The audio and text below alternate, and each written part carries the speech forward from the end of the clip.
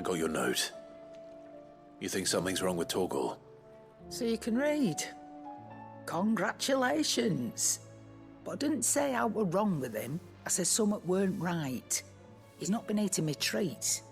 He used to love cracking the bones from Molly's boiled brown, but now he won't so much as look at them. Didn't like him. Which is why I'm of a mind that his mind's on something else. You've not been working him too hard, have you? No harder than usual. Is that it, boy? Do you need a rest? What was it you said he was? A frost wolf? That's what the lawsman seems to think. Then maybe this all has something to do with whatever it is that's woken inside him. I suppose things have been different since Rosalith. Perhaps Hippocrates knows something. Instead of everything, you mean? Perhaps.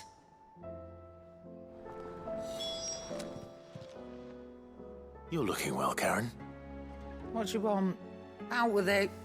I want to know about the sword you showed Blackthorn. Single-edged and extremely sharp. Running around after him again, are you? I suppose I am, yes. But I need to help him find out how to work an edge like that. It's driving him to distraction. Little wonder, I suppose. There's not many like that make it as far as the twins, and those that do go straight into private collections. Which made it nice and easy finding a buyer. Can you tell me who bought it? Where is it now? You think I tell people who my clients are? Suppose you're not likely to go nicking him off me, are you now? Fine. If you stop mooning at me like that. Lord Ignac's the man you want. Dalmekian bloke. Collects weapons and the like. And he's got more money than sense, which is why he's one of my favourite clients. Reckon he'll still be at the inn in Dalamill, where I left him. Thank you, Karen. Oh, and he's a touch eccentric, if you take my meaning. I appreciate the warning.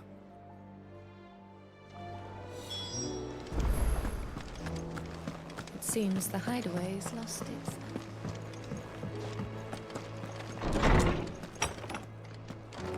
Is a storm coming soon? Lawsman, I need to ask you about Torgal. Something's not right with him. He isn't ill, is he?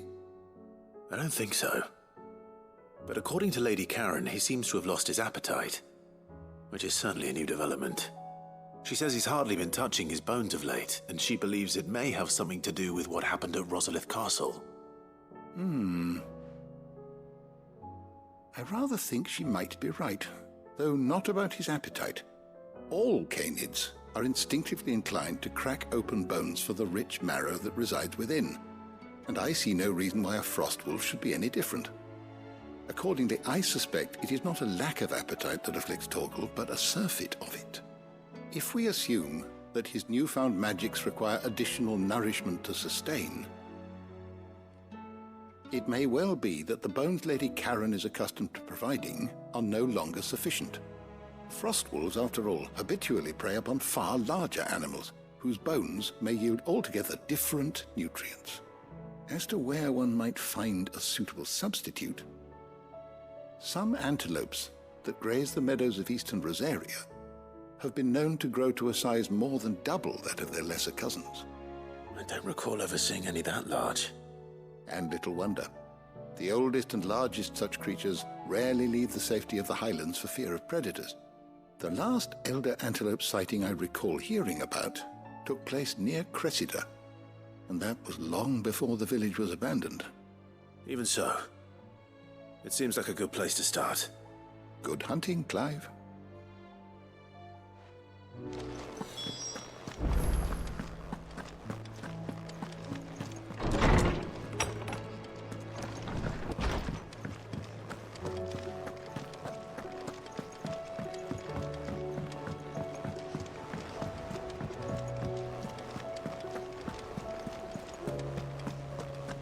Did you see that? Tell me you saw that. There's talk of these skies driving men. Clive, did you get my letter? That's why I'm here. Shh. hope you're listening. Is this better? A little. Listen, I've some bad news. It turns out the hideaway may be slightly behind in its payment to certain lenders, and it's maybe my fault. But I swear to the goddess, I thought I had the numbers square. Sadly, that square turned out to be more of a circle. 0, you might say. I can straighten it out, I swear, but it's going to take some time, and I'm going to need help keeping it from Otto. Bit late for that, I'd say. There you are! What a surprise! So let me get this straight. You forget to pay our lenders what they're due, and instead of coming straight to me, you get Clive to come to you. And I hope he'll dig you out of the hole you've dug for yourself. Clive, the man in charge of the place you've been cheerfully trying to bankrupt. And you thought this was a cunning plan. Why? Well, who needs paying? Oh, just Martha. And the dame. And, well, Lady Karen. But only 500 talents. We owe 3 of our most trusted friends 5 million gil. Each. 5 million each. They lent us the bulk of the money we used to rebuild the hideaway, you see, and, well, I must have made some sort of oversight. Those ledgers were my responsibility, and it was my decision to entrust them to you. This is my fault. Do we have that much to hand? I can always ask my uncle. No, we don't. And no, you won't. We've lightened Lord Rosfield's purse enough. After the king's ransom we had off him, he deserves better than to see our begging bowl. Besides, we'll need to learn to stand on our own if we're gonna make this work. All right. But that doesn't mean you have to shoulder the burden yourself. Is there anything I can do to help? There might be. How'd you fancy taking these to Martha and the dame? Rocks. Rocks, he says. Worth 1,000 talents apiece, these are. A little something Sid and I set aside for when times got lean. And I reckon 15 million in overdue debt probably qualifies. I just hope our associates' eyes are a bit more discerning than yours. I'm sure there will be. Should be me making the rounds, really. But you know how it is with this place. Orders to bark, arses to wipe, and all that. I know. Which is why I don't mind going in your place. Go. Do you know why I only gave Master Clive here 2 star rubies? Because you'd rather Lady Karen killed me. Because I'd rather Lady Karen killed you. Yes.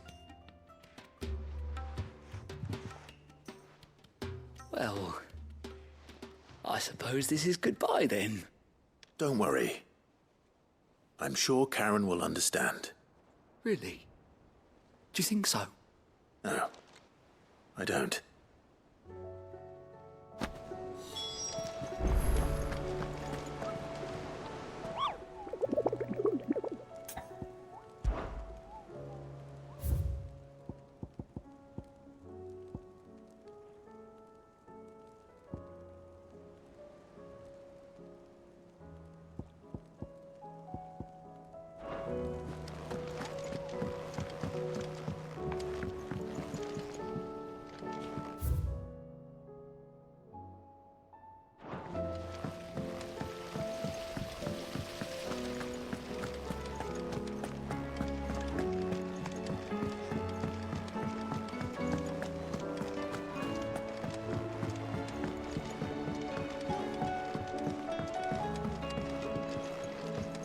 This fuss over a few dark.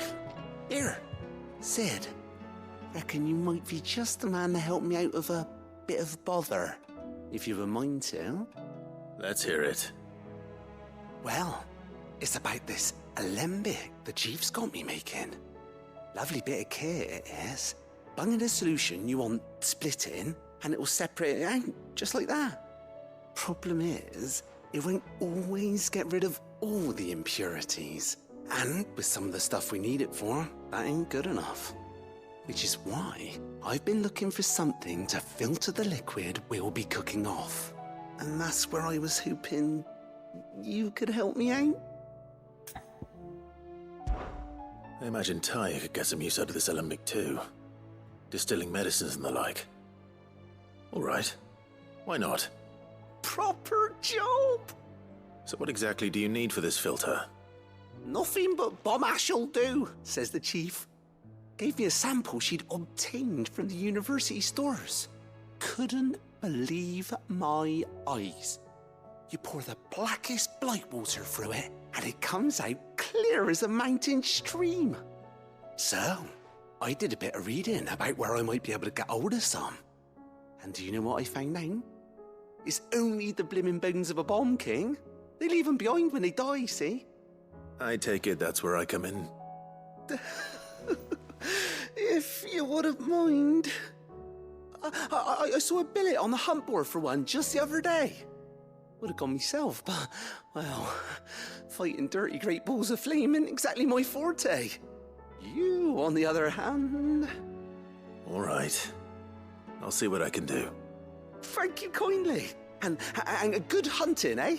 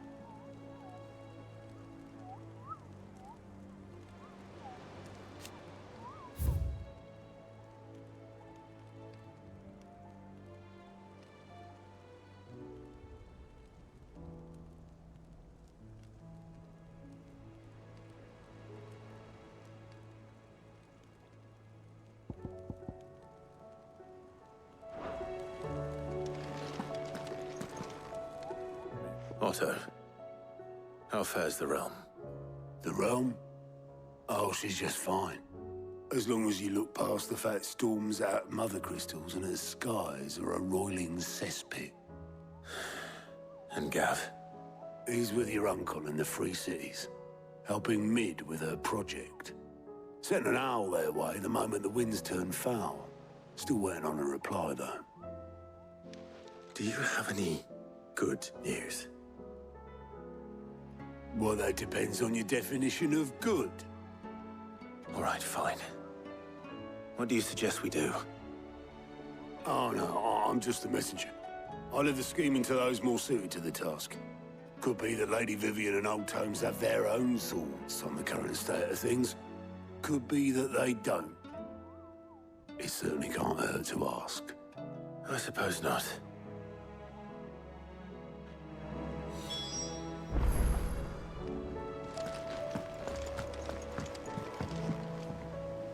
How is it that every one of your little excursions presages some inexplicable catastrophe? Not that you are to blame for the Dominion's fate.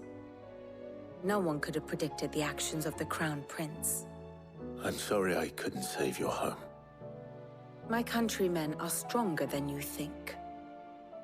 A few toppled clock towers won't break their spirits. They'll be back on their feet in no time. I hope so. Look at us. Bluer than a pair of bog crabs. Tempting though it may be, sulking will not help us find a solution to this mess. You believe there's one to be found? I don't know. But I am certain we're more likely to find it if we first examine the facts.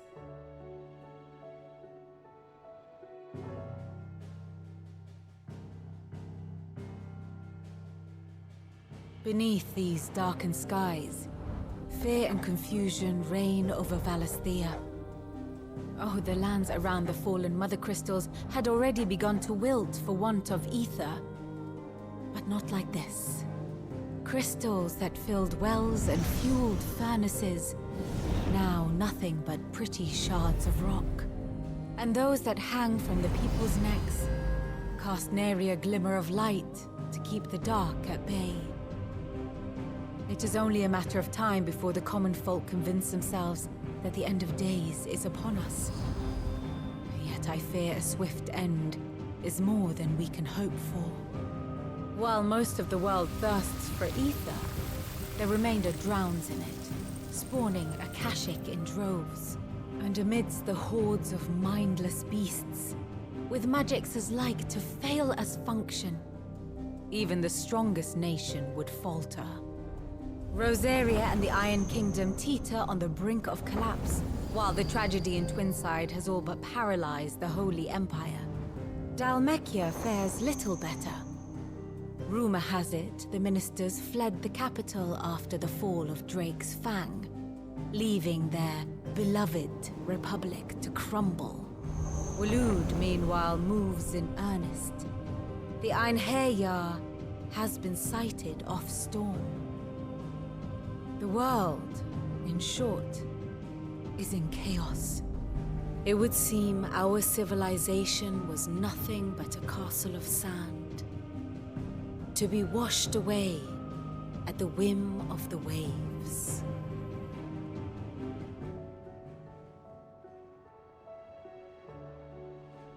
A castle of sand. Not my best flourish, but it seemed fitting. The reports I've received are considerably more blunt in their appraisal. Without the protection of their nations, it will fall to the people to defend themselves against those who would take what is theirs. Which is only ever going to end one way. Defending a farmhouse against a band of chocobo thieves is one thing, but pitchforks and palisades will do little to stall an army's advance. Should the King of Waloed deign to invade, there would be none to stop him. None but us.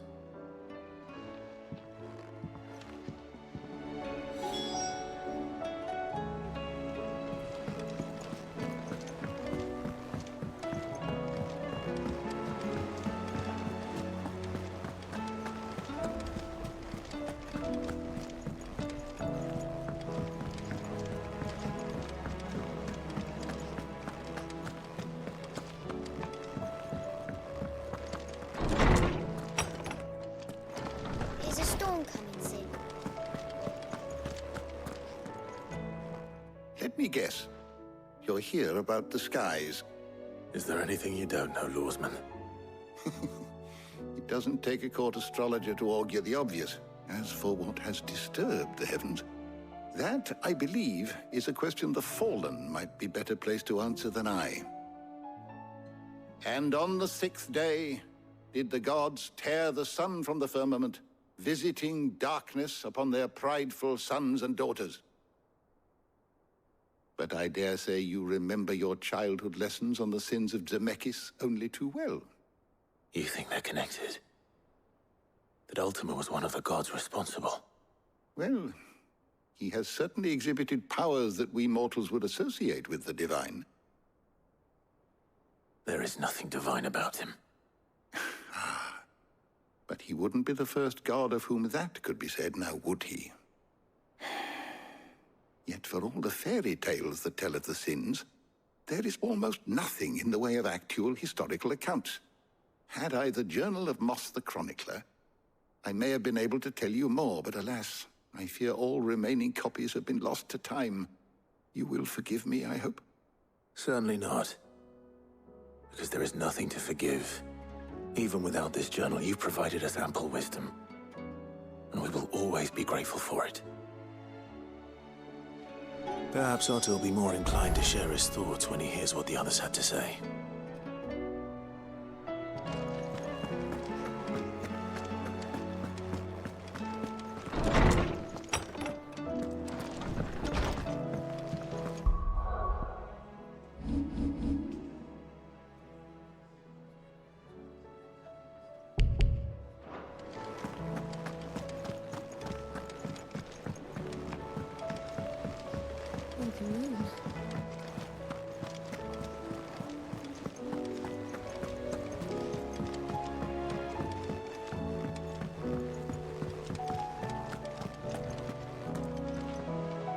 Clive, we have a problem.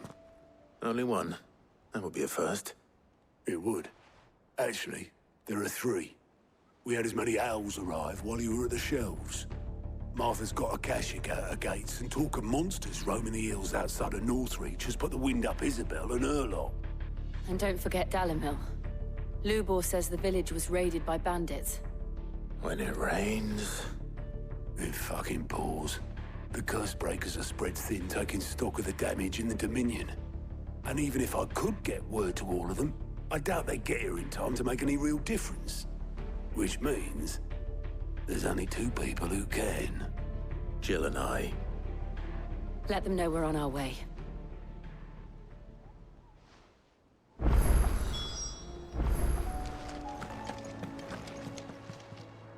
Fancy a look at the list, do you?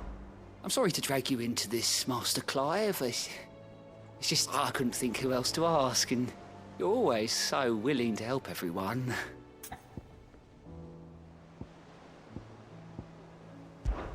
I'm sorry to drag... Just... Anything catch your eye?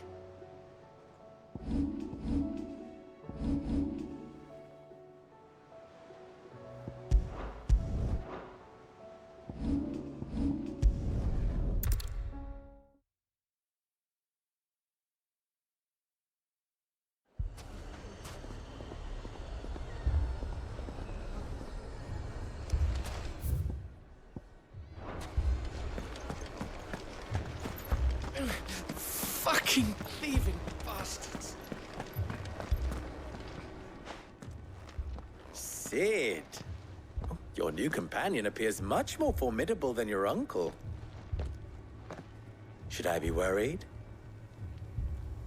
You haven't been introduced.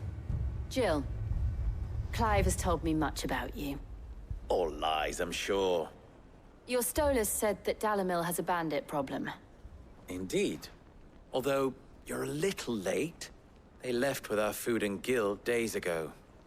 Any idea where they went? The desert's a big place. Your guess is as good as mine. But the fact is, I have more immediate concerns. What did you say to me? What did you say? As if by magic. Let's just say we've yet to reach a consensus about how to solve Dalimil's little problem. And at this rate, it won't be the actions of the bandits which prove to be our undoing. It will be our own. I've tried reasoning with the dissenting parties, but even the Desert Hare has limits. Perhaps we could talk to them. What makes you think they'll listen to us? What makes you think they won't? She makes a fair point, Sid. And you won't have wasted much of your precious time if you fail. They're just across the courtyard.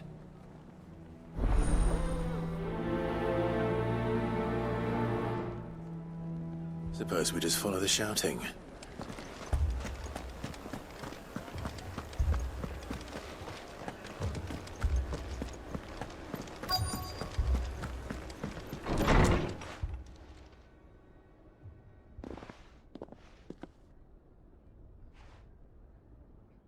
You wouldn't talk like that if it had been your men whose throats were slit. Blood for blood, it's the only way. We hire mercenaries and have them mount the bandits' heads on our walls as a lesson to the rest. And what happens when those mercenaries are slaughtered like your men? Are you going to hire more? We're better off using that coin to buy food and supplies. If we hire mercenaries, the only thing we're buying is the bandits' ire. And you cannot fill empty bellies with that. Do you hear me? But what happens when they come back? Maybe it'll be your throat that's slit. That's enough. Both of you. Any more of this and I'll throw you out myself. Come back when you're ready to talk like adults.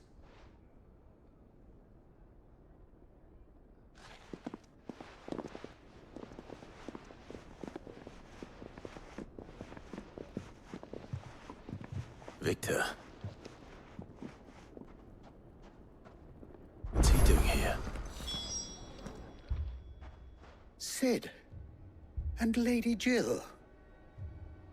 What brings you here? I was about to ask you the same thing. Costness is in chaos. and the markets have all but ceased to operate. The Briar's Kiss here in Dalimil is the only place I can reliably obtain supplies. I was here to do just that when Master Lubor told me of his troubles. He thought I might be able to talk some sense into these fools. But if you're here, I suppose his patience must be waning. Who are those people? Those were the thorns in Lubor's side. And the reason this place might be headed the same way as Costner's. It's these accursed skies. The darkness is enough to drive a man to madness. Or an entire city, for that matter. We're still working on the skies. But in the meantime, perhaps we can find a solution to Dalimil's problems. I hope so. For all our sakes.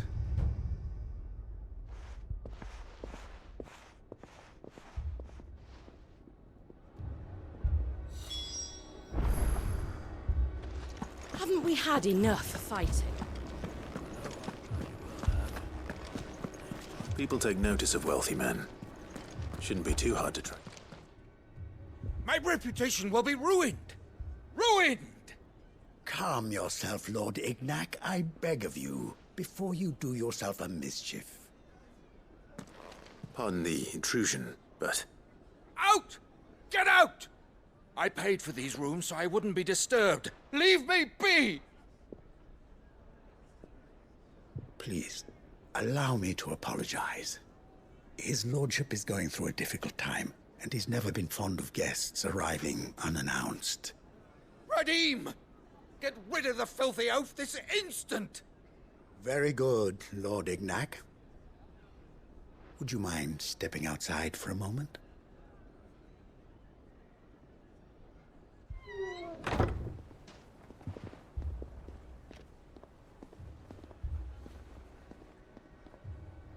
I'm sorry if I've caused you any trouble. That? No. That's just how his lordship is. Though the morning's events have left him somewhat fractious. He has been dispossessed of his luggage, you see. The thieves also made away with a considerable amount of coin. Coin the innkeeper will soon be keen to collect. I don't suppose a certain blade was among the stolen items. A single-edged sword. It was purchased from a merchant friend of mine. Ah, you know Lady Karen. Yes, I'm afraid it was.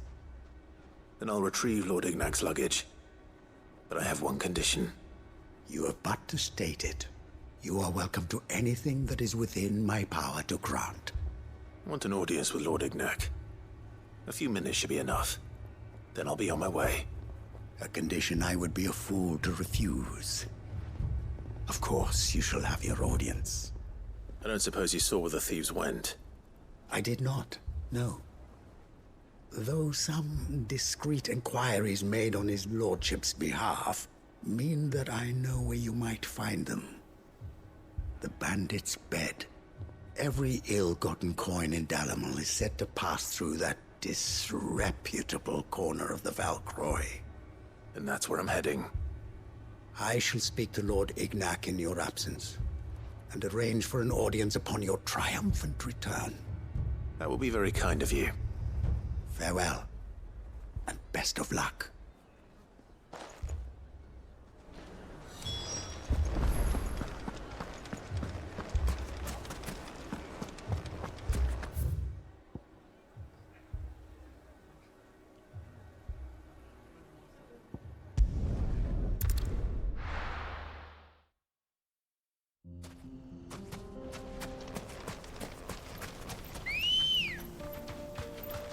Ready, go? Fly, Ambrosia.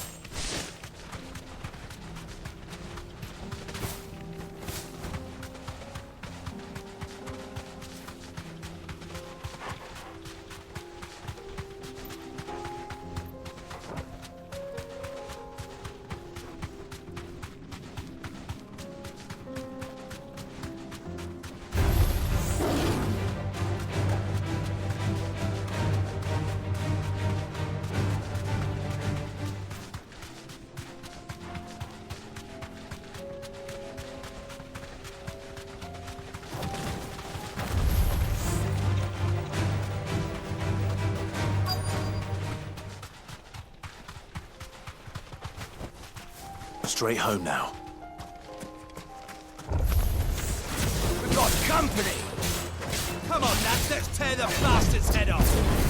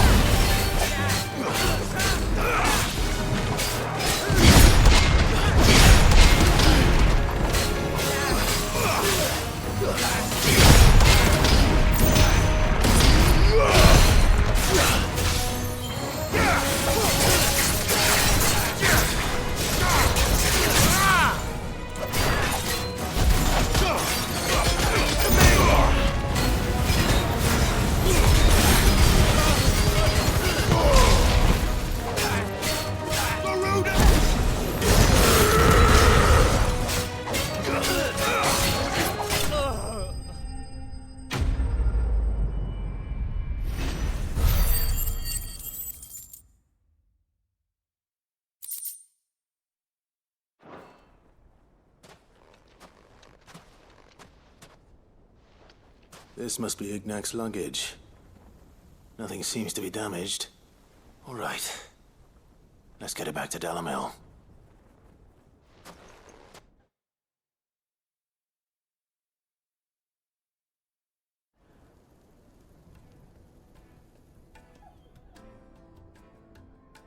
I hear I have you to thank for the return of my effects. What shall I call you, my good man? Wyvern. Glad to make your acquaintance. A formidable name indeed. Well, Wyvern, I appear to be in your debt. Redeem here tells me you wished for an audience. Is that all?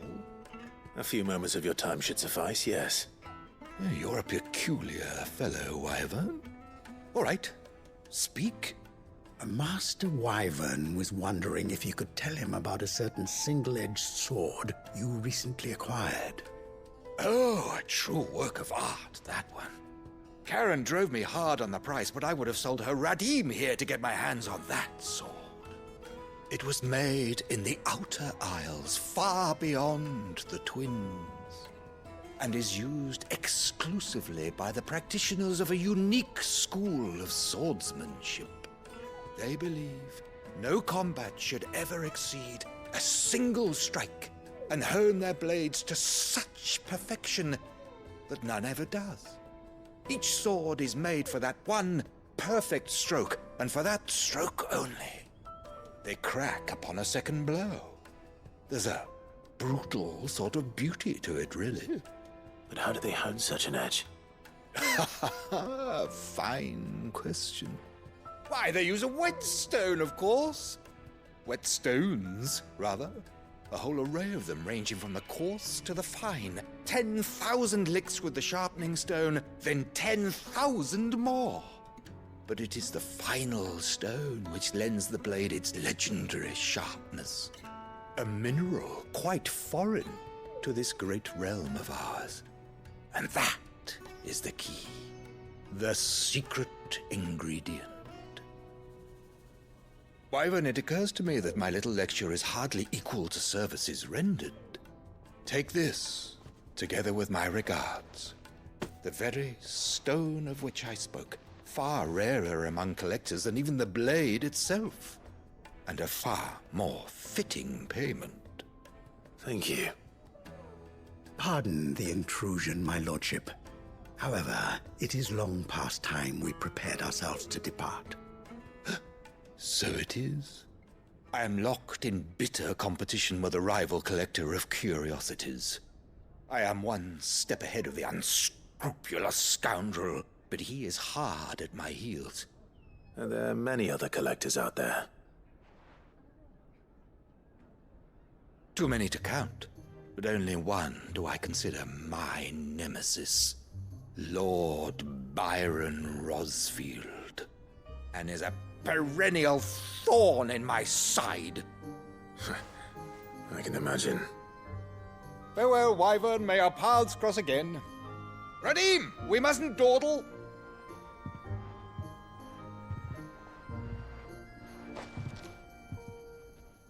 I think his lordship is rather taken with you, Master Wyvern. Thank you again for your assistance. Coming, my lordship. I'll be right there.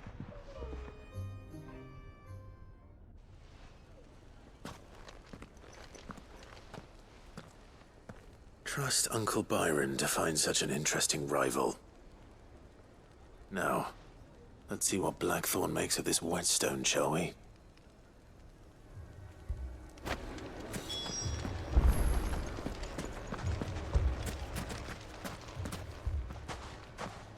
So, you see my predicament? What I saw was a room full of people who were angry and afraid. And with good reason by the sound of it. But if left to smolder, that anger and fear could set the entire town alight. My thoughts exactly. What to do? Both sides wish to protect their homes and livelihoods, if only they could agree on how. But as long as they are divided, we are vulnerable. And if there's one thing bandits like, it's an easy target. What would Sid the Outlaw suggest? Well, if it were my namesake,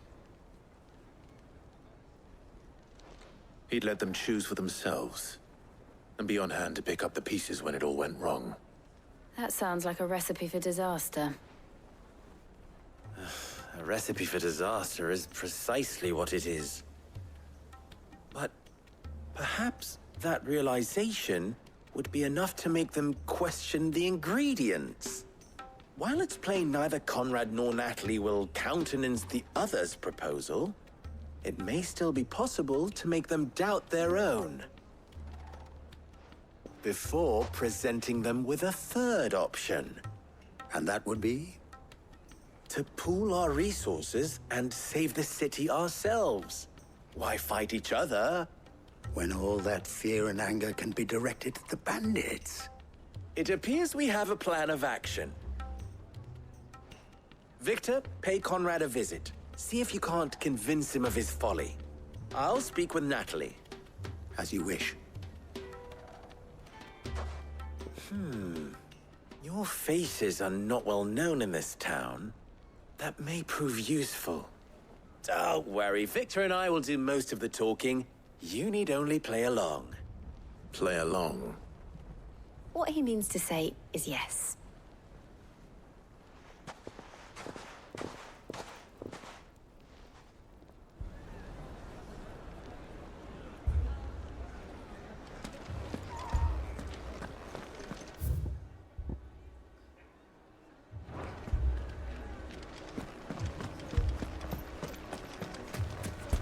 Picture it, Conrad.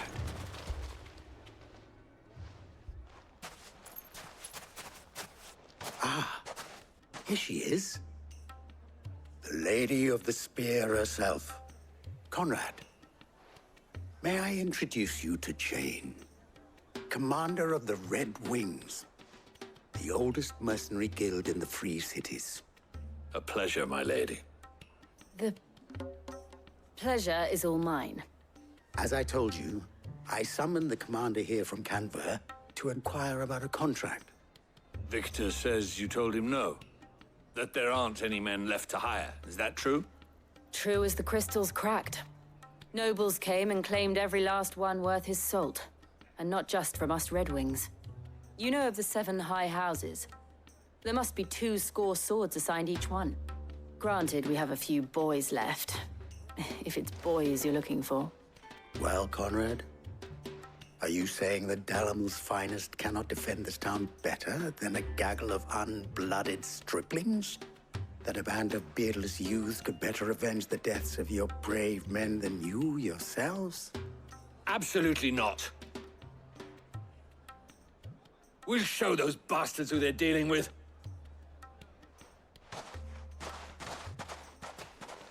I can't believe that actually worked.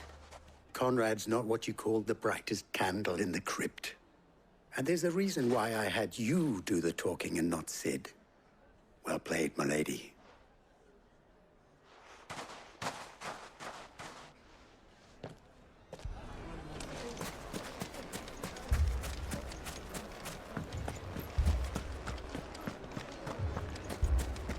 My shop. If I had my pickaxe, I would... I mean, it may still be possible to buy some. Ah, here he is now. Natalie, allow me to introduce Lord Underhill of Randalar's prestigious League of Merchants. Lord Underhill. At your service. Underhill? I was just telling the good lady of our conversation, my lord, and how you were lamenting the state of the capital's stores. Lubor says that not only are the granaries almost empty, but that war and the Blight mean this season's harvest won't be enough to fill them for winter. Indeed, certainly that is the case. The nobles in the capital are buying up the city's stocks of barley and wine, driving the prices higher than most commoners can afford. It is only a matter of time before the peasants revolt.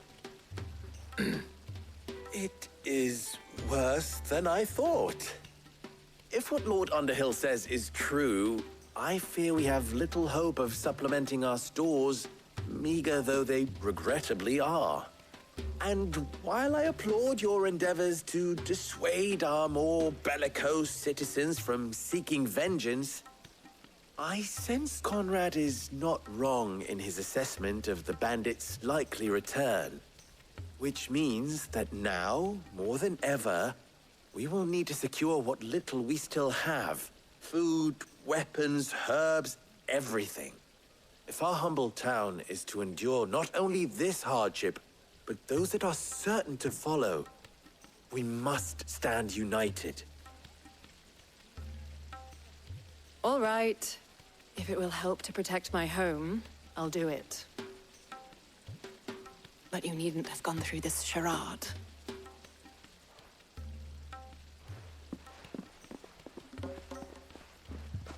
Thank you, Clive.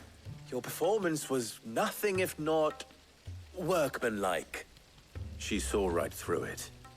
I didn't say it was good, merely that it produced the desired effect. Now, my scouts should be returning shortly. Meet me back at the Briar's Kiss, and we shall see what we face.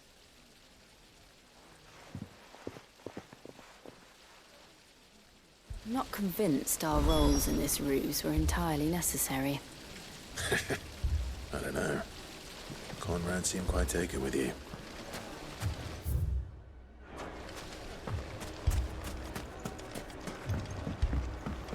Mummy, I'm scared. Oh, I'm ruined. Good news, Sid. Both Conrad and Natalie have somewhat gracefully accepted their new roles. With time, they may even learn to.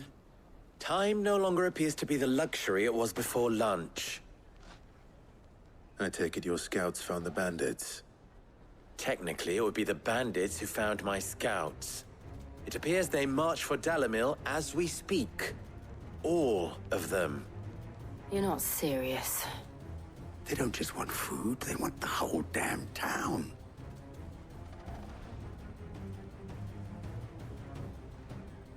I have a favor to ask.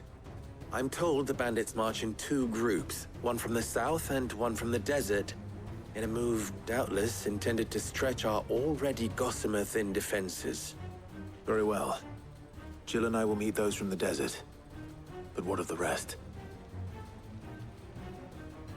The rest, my friend, the city shall fight. Together. The stakes, I concede, are high. But if this does not unite Dalimil, nothing will. That is a lot of faith to put into those who had their hands around each other's throats but a moment ago. Then it will be for us to see that their hands are kept occupied. And I do mean us. I thought you might say that. We'll hold them off for as long as we can. And we will do the same.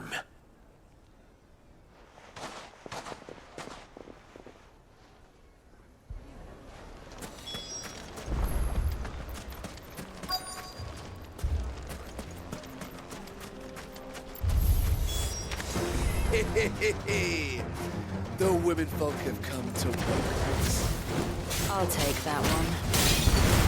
It's all yours.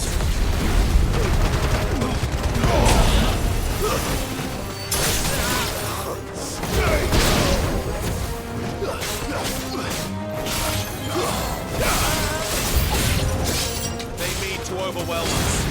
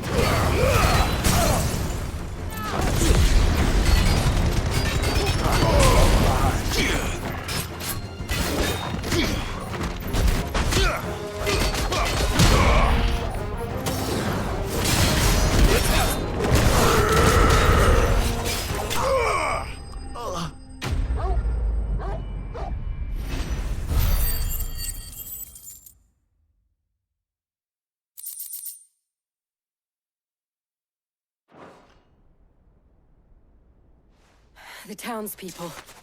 Could they have held out? I don't hear any fighting. What do you think? That we should hurry.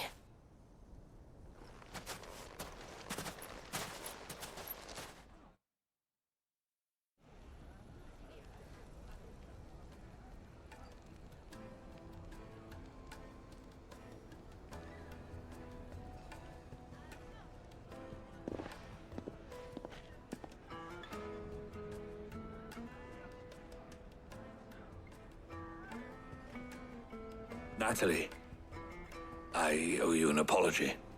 You did well out there. The inn would have been lost had you not held the line. Without you, there would have been no line to hold. You saved us, Conrad. You saved Dalimil. We all saved Dalimil.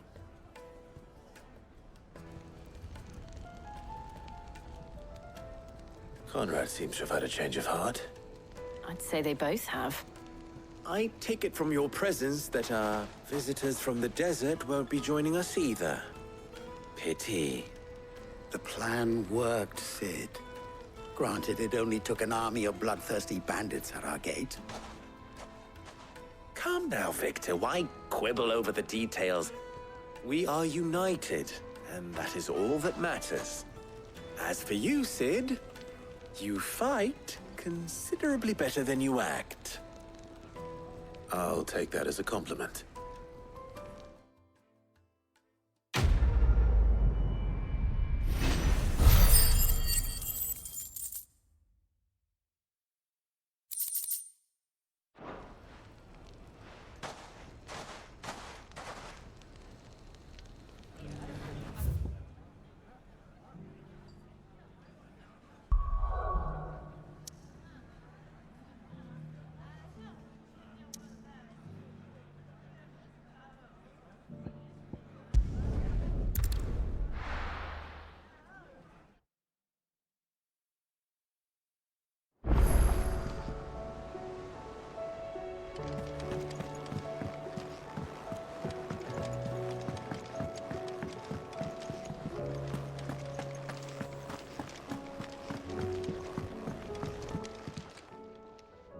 Sorry for the wait. But hopefully you'll agree it was worth it. You learned something about that sword, then? I did better than that.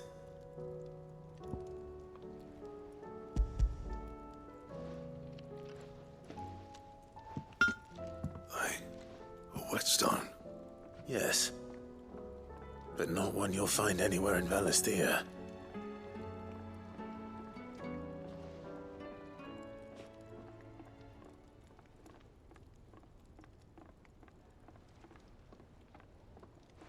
No wonder I couldn't get the same finish on the grinding wheel. One hit and all done, eh? Might not be so bad if all you ever fought were duels. Good luck on the battlefield. Your second opponent would be your last, no matter how good you were. Even so, is there some way it could be used to give the Cursebreakers an edge? I think so, yeah. With this whetstone and the right kind of steel, I could probably even make a twin of the blade that rattled me. But there'd be no replacing this little rock once I worn it down to a sliver. I reckon we get a dozen swords from it, if that.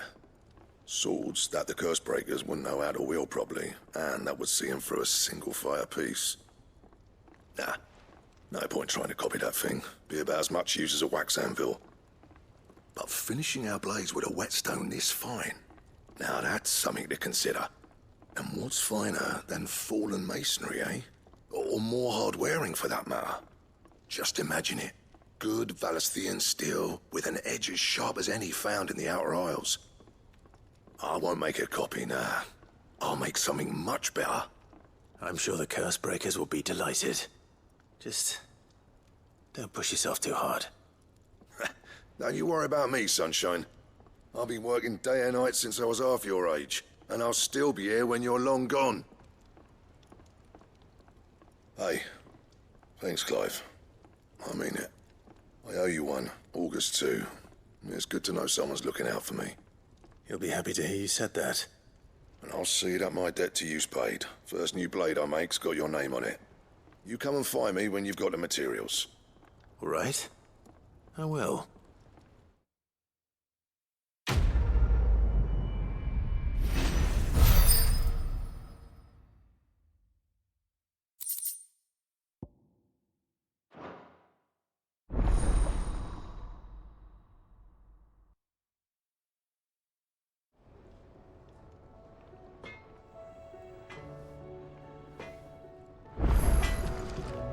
Trouble with your gear, or what do you want?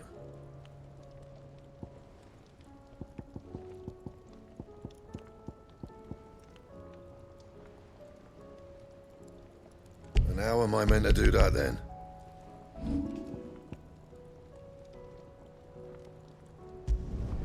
Yeah, that should do you. You can thank me later. Yeah, that should do you. My best work, but it'll do. You can thank me later. Yeah, that should do you. You can thank me later. Yeah, that should do you. You can thank me later.